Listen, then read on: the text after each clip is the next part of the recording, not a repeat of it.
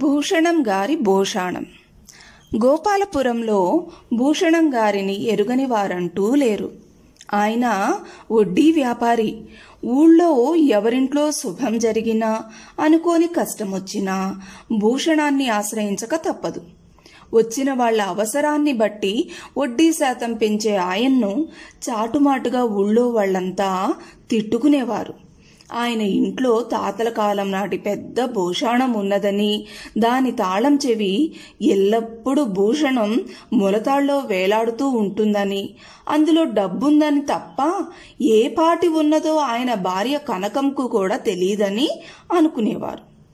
వడ్డీలకు వడ్డీలు గుంజే భూషణం చూడడానికి అతి పేదలా ఉంటాడు. చిరుగుల పంచ, అతుకుల చొక్కా, అరిగి చిల్లులు పడ్డ చెప్పులు, ఇది ఆయన వేషధరణ. కనకం కాపురానికి వచ్చి 10 ఏళ్లు గడిచినా ఆమె ఒంటి మీద చిన్న మెత్తు బంగారం కూడా లేదు. ఆమె సత్యకాలపు మనిషి కాబట్టి నాసిరకం ముతక చీరలో పేద ముత్తైదువులా నోరు కట్టుకుని కాపురం చేయవలసి వచ్చినా భర్తను పల్లెత్తి మాట అనేది కాదు. ఒకసారి ఏదో పేరంటంలో అమ్మలక్కలు తనను గురించి అనుకుంటున్న మాటలు కనకం చెవిన పడ్డాయి. ఓ పిల్లా జల్లా, ఎవరూ లేరు, అయినా కడుపు కట్టుకొని మరీ దాస్తారు. ఈ కనకం మెడలో అరిగిపోయిన మంగళసూత్రం తప్పించి మరేముంది అంటూ కరణం గారి భార్య నలుగురిలో ఈసడిస్తూ మాట్లాడింది. ఆ మాటలకు మునుసుబు భార్య పకపకామంటూ నవ్వి, వాళ్ళ ఇంట్లో తాత ముత్తాతల నాటి పెద్ద భూషణం ఒకటుందట. మా అత్తగారి వయసు వాళ్లకు చాలా మందికి తెలుసు. దాని తాళం చెవిని ఆ భూషణం ఎప్పుడూ మొలతాడుకు వేలాడ వేసుకొని ఉంటాడు. అంటే వడ్డీల మీద వచ్చే డబ్బు, ఇతరత్రా సంపాదన అంతా ఆ భూషణంలో దాస్తాడన్నమాట అన్నది. ఆ మాటలు విన్న కనకానికి ఎంతో అవమానమనిపించింది. ఆ రాత్రి ఆమె అన్నం ముట్టకుండా భూషణంతో, ఈ క్షణంలో నాకు భూషణం తాళం తీసి లోపల ఎంత డబ్బున్నదో చూపించకపోతే ఈ రాత్రికి రాత్రే ఏ నుయ్యో గొయ్యో చూసుకుంటాను అన్నది. ఆమె అన్నంత పని చేస్తుందని హడలిపోయిన భూషణం, సరే అలాగే చూద్దువుగాని, కానీ ఆ చూసిందేమిటో అప్పటికప్పుడే మరిచిపోవాలి అంటూ భూషణం మూత తెరిచాడు. కనకం కళ్ళు చెదిరిపోయాయి. భూషణం సగం వరకు కళ్ళు మిరిమిట్లు గొలుపుతూ బంగారు కాసులు. వాటిని చూస్తూనే కనకం పట్టరాని కోపంతో, ఇంత బంగారం భూషణంలో పెట్టుకొని నన్ను దిష్టి బొమ్మలా వీధిలోకి పంపిస్తావా? పైగా పండగ రోజుల్లో కూడా పచ్చడి మెతుకులేనా మనం తినటం అన్నది. ఒసే వెర్రిదానా, అంత పెద్దగా మాట్లాడకు. ఇదంతా ఎవరి కోసం అనుకున్నావు? భూషణంలో మిగిలి ఉన్న సగం నిండగానే మనం దీన్ని తీసుకొని పట్నం వెళ్ళిపోదాం. నేను సముద్ర వ్యాపారం మొదలు పెడతాను. ఆ పైన నీ ఒళ్ళంతా బంగారమే అన్నాడు భూషణం పట్టరాని సంతోషంతో పెద్దగా నవ్వుతూ. అయితే మరి ఈ భూషణం నిండేదెప్పుడు అన్నది కనకం అనుమానంగా. అంతా పైవాడి దయ. ఇది నిండే వరకు ఒక్క కాసు కూడా ముట్టనని ఒట్టేసుకున్నాను అంటూ భూషణం మూత మూసేశాడు భూషణం. ఆ రాత్రి కనకానికి ఒక కల వచ్చింది. 2 మనుషుల సహాయంతో భూషణాన్ని గుర్రపు బండిలో పెడుతున్నాడు. తెల్లారాక ఆ కల గురించి భర్తకు చెప్పి, కనకం మనం పట్నం ప్రయాణం దగ్గర పడినట్టుగా ఉన్నది అన్నది. అలాగా, ఆ ధనలక్ష్మి కృప ఉండాలే గాని ఒక్క రోజులో కాసులతో భూషణం నిండిపోదు అంటూ భూషణం మహానందపడిపోయాడు. ఆ సాయంత్రం భార్యాభర్తలిద్దరూ అష్టలక్ష్మి ఆలయానికి వెళ్లి తమ కల నిజం కావాలని మొక్కుకున్నారు.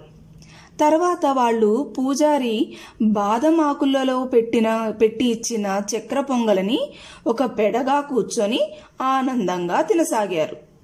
ఆ సమయంలో ఆలయమంతా హడావుడిగా కలయి తిరుగుతూ పెద్ద తలపాగాలతో గుబురు మీసాలతో ఉన్న 2 ఆజానుబాహులు అక్కడికి వచ్చి పూజారిని, అయ్యా, సన్నగా పొడవుగా తేనె కళ్ళతో పెదవి పైన పెద్ద పుట్టుమచ్చతో ఉండే అందమైన అమ్మాయి ఇటుగాని వచ్చిందా అని అడిగారు.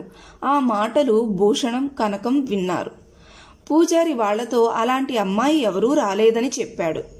వాళ్ళు నిరాశగా వెనుదిరగటం చూసి పూజారి ఇంతకు ఎవరా అమ్మాయి అని అడిగాడు. వాళ్ళు గొంతు తగ్గించి పూజారితో, ఎవరో కాదు, మన యువరాణి చంద్రరేఖ.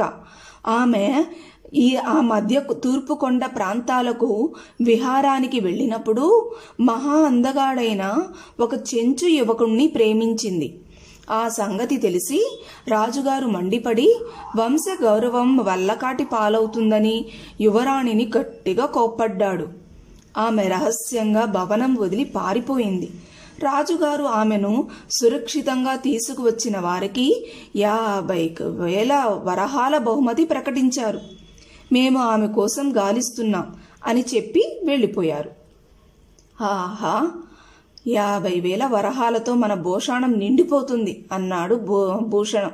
ఇంకేం, ఆమెను వెతుకుతూ బయలుదేరు అన్నది కనకం. ఆ తూర్పు కొండల్లోకా?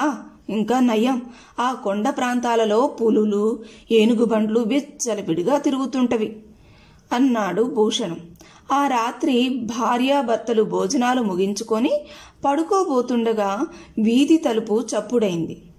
ఇంత రాత్రి వేళ వచ్చిన వాళ్ళు ఎవరై ఉంటారా అనుకుంటూ భూషణం పోయి తలుపు తెరిచి అక్కడ నిలబడి ఉన్న యువతిని చూసి నిర్ఘాంతపోయాడు. ఆ వచ్చినది మరెవరో కాదు, యువరాణి. సన్నగా, పొడవుగా, తేనె కళ్ళతో, పెదవి మీద పుట్టుమచ్చతో చాలా అందంగా ఉన్నదామె. ఒంటరిదాన్ని, ఈ రాత్రి మీ ఇంట ఆశ్రయం ఇస్తారా అన్నదామ. దానికేం భాగ్యం, లోపలికి రండి అంటూ ఆమెను లోపలికి తీసుకుని వెళ్ళాడు. పక్క గదిలో ఉన్న కనకం దగ్గరికి పోయి, మన పంట పండిందే, ఆ యువరాణి సరాసరి మన ఇంటికే వచ్చింది అన్నాడు భూషణం. కనకం అంత దూరాన ఉన్న ఆ యువరాణి కేసి చూసి, యువరాణి అని నాకు నమ్మకం కలగటం లేదు, కిరీటమేది, ఒంటి నిండా నగలేవి అన్నది. రహస్యంగా పారిపోతున్న రాకుమారి అవన్నీ ధరిస్తుందా? వేషం మార్చుకున్నదన్న మాట.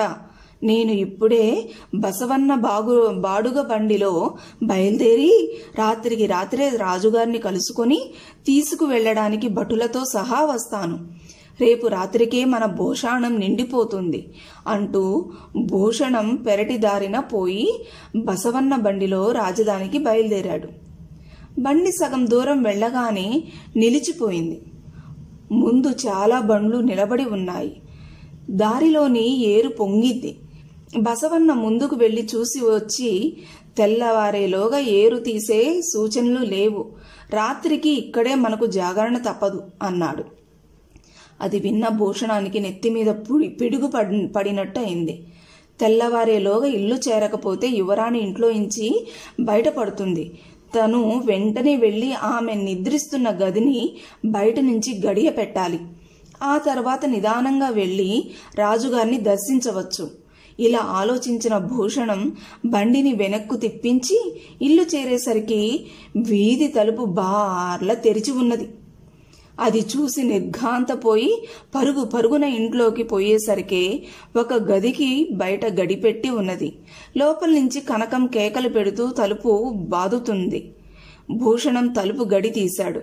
కనకం ఆయాసపడుతూ బయటికి వచ్చింది. ఏం జరిగింది, యువరాణి ఎక్కడా అని అడిగాడు భూషణం ఆదుర్దాగా.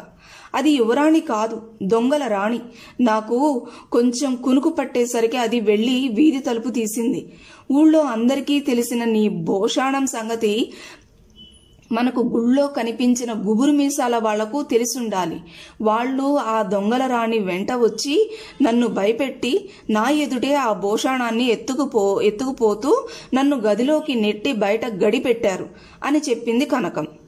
భార్య మాటలు వింటూనే భూషణం కుప్పకూలిపోయాడు.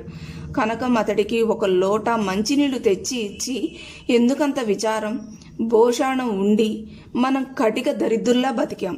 ఇప్పుడు కూడా అది పోలేదు, ఇంట్లోనే ఉన్నదనుకుందాం, సరిపోయే అన్నది. భూషణం భార్య కేసి కొద్దిసేపు కళ్ళార్పకుండా చూసి, కనకం, నువ్వు సత్యకాలపు పతివ్రతవు. ఆస్తంతా పోయే, పుట్టింటికి పోతానంటూ గొడవ పెట్టకుండా అపరంజి బంగారం లాంటి మాటలు అన్నావు. నేను వడ్డీకి తిప్పుతున్న డబ్బు చాలా ఉన్నది. ఇక నుంచి ఆ వడ్డీతో పాటు అసలు కూడా వసూలు చేసి ఒక పచారీ దుకాణం, ఒక బట్టల దుకాణం, వీలైతే ఒక నగల దుకాణం కూడా పెట్టి 1-2 లక్షలు గడిస్తాను అన్నాడు. ఆ లక్షలు దాచేందుకు మరొక భోషాణం కూడా కొంటారా అన్నది కనకం. చిచి, ఆ భోషాణాల కాలం గతించిపోయింది. సంపాదించటం ఎందుకు, ఉన్నంతలో సుఖపడడానికే కదా అన్నాడు భూషణం నిండు స్వరంతో. భూషణం అన్నంత పని చేశాడు. రకరకాల వ్యాపారాలు ప్రారంభించి 2 సంవత్సరాలు గడిచే లోపల భూపాలపురంలోని ధనికులలో ఒకడయ్యాడు. నీతి: ఏదైనా ఉన్నప్పుడే ఉపయోగించుకుంటూ సంతోషంగా ఉండాలి.